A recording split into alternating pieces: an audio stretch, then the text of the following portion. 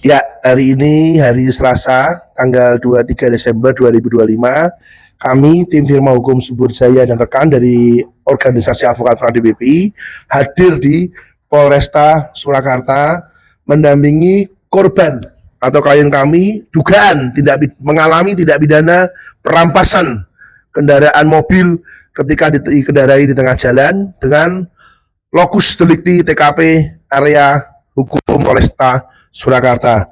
Mungkin sebelum ke korban, saya bisa serahkan kepada Bapak Arifin untuk menceritakan beberapa hal sedikit berkaitan dengan kejadian ini dan juga proses pendampingan barusan selesai diperiksa ya di Satreskrim Unit 1 ya oleh Pak AKP Bambang. Silakan Pak Arifin. Terima kasih Ketum. Selamat sore semuanya. Semuanya berjalan dengan lancar. Kami merasa berterima kasih atas penerimaan penyidik dan pelaksanaan BAP-nya sesuai dengan apa yang dialami, yang kejadian langsung yang klien kami merasakan dan menjadi korban dugaan perampasan oleh pihak oknum DC yang mengaku mendapatkan surat tugas dari suatu lembaga keuangan leasing di wilayah Polresta Hukum Jawa Tengah Solo ini. Kami merasa terima kasih atas BAP-an tadi yang dilakukan pada hari ini. Ya, kejadian bermula pada hari Sabtu 11 Oktober 2025 sekitar pukul 12 siang. Korban yaitu saudara Zidan sedang mengendarai sebuah unit mobil Pajero Mitsubishi warna putih dengan nomor polisi AD 1346QP ya. Lalu dia mengalami dicegat oleh sekitar 2 unit mobil dan sekitar 8 orang atau lebih karena kredit waktu itu. Betul ya? Betul. Lalu Anda informasinya kan Anda dipaksa masuk ke bagian tengah mobil. Lalu mobil dikuasai oleh oknum-oknum itu. Apa betul seperti itu? Iya, betul. Kenapa Anda mau mengikuti? Ya karena mungkin takut dan ya merasa tertekan, mungkin nanti dibunuh atau diapa, saya tidak tahu. Takut diculik. Ya. Anda sukarela tidak menyerahkan unit itu kepada mereka? Tidak. Tapi dipaksa? Paksa. Terjadi perampasan mobil Anda pada saat itu? Ya, terjadi. Mobil Anda tidak dalam penguasaan Anda beberapa hari, betul? Betul.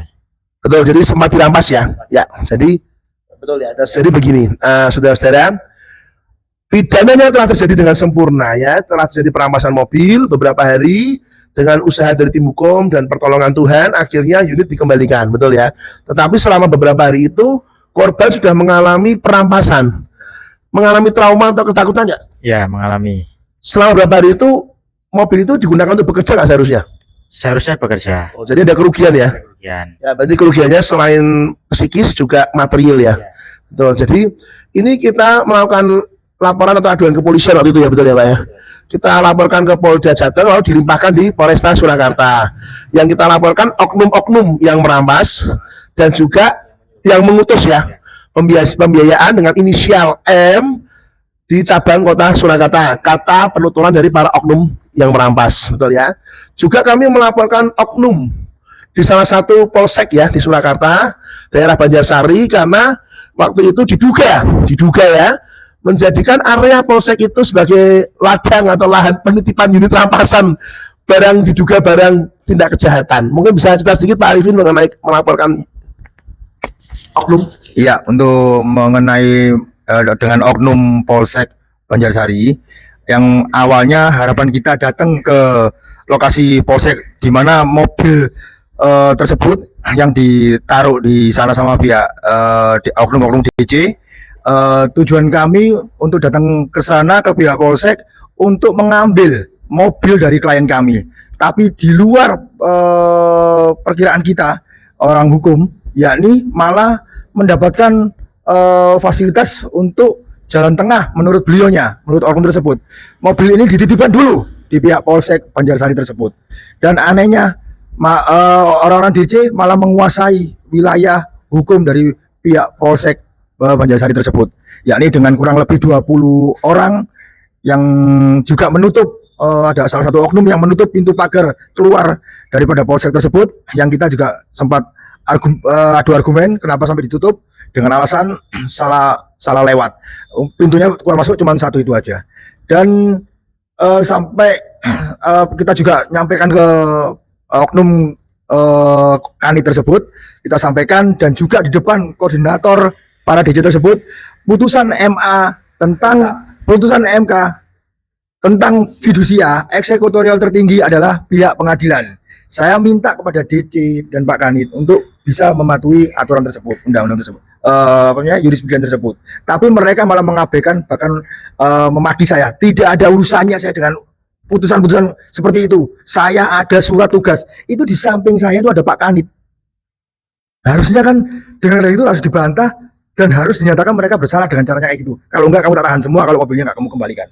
Atau kamu minta maaf. Ini enggak, malah difasilitasi dengan koordinatornya, negosiasi, di putusan mobil ini harus ditaruh di sini sebelum ada pembayaran. Setelah itu ya sudah, kalau mereka dengan jumlah kosong yang banyak, kita akan menempuh jalur hukum saja, Pak.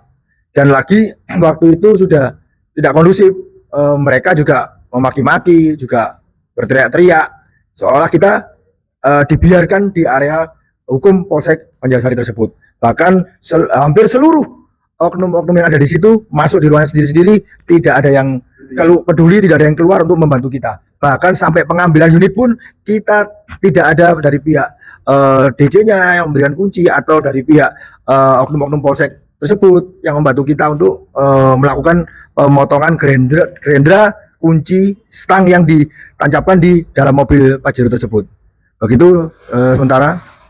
Ya, jadi informasinya mobil ketika diminta oleh oknum Kanit ditaruh di Polsek itu, setelah itu berapa hari tahu-tahu ada kunci stang besi 2 nempel ya? Ya. Dan itu yang masang siapa diduga? Para DJ. Waktu pengambilan berapa hari kemudian itu apa yang dilakukan supaya bisa lepas? Apakah ada kuncinya, anak kuncinya? Tidak ada, dan kita mencari tukang gerendra dan membawa gerendra sendiri. Baik, Pak korban, setahu kami tuntunan Bapak waktu itu, Bapak sebenarnya mau dieksekusi dan mobilnya mau dibawa ke kantor yang mengutus pembiayaannya. Tapi Bapak telepon pengacara keluarga, yaitu saya sebagai pengacara keluarga. Saya masih ingat kita live call, telepon langsung, saya berdebat dengan oknum yang merampas.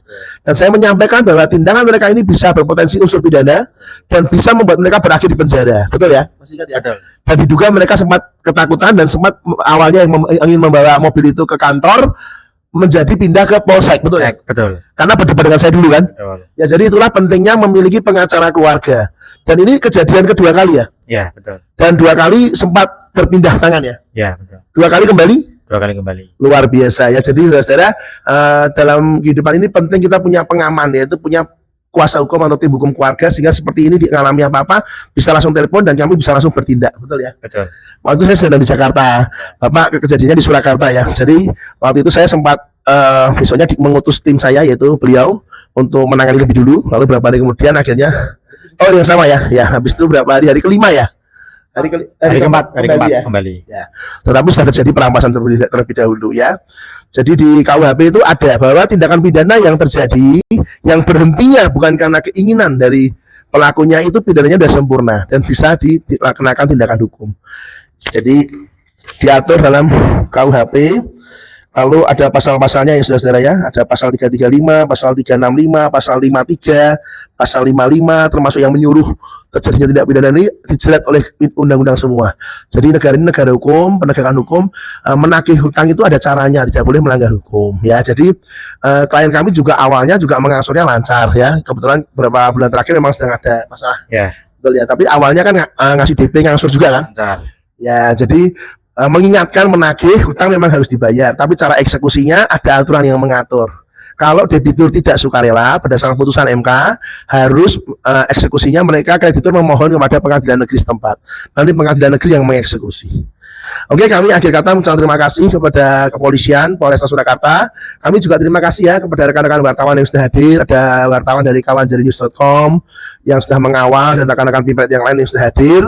Kawal terus perkara ini ya rekan-rekan media ya, karena wartawan itu luar biasa. Selain memberikan berita faktual, juga menjalankan fungsi sosial kontrol, penegakan hukum di Indonesia ikut dikontrol supaya terang benderang. Terima kasih rekan-rekan wartawan. Kami mohon bantuannya untuk mengawal terus perkara ini supaya terang benderang, supaya semua yang terlibat, yang memang pelaku yang diduga pelaku, benar-benar bisa mendapatkan efek jerah sehingga tidak semena-mena di kemudian hari. Kami percaya kinerja kepolisian Indonesia. Akhir kata, Fradi WPI, jaya jaya jaya.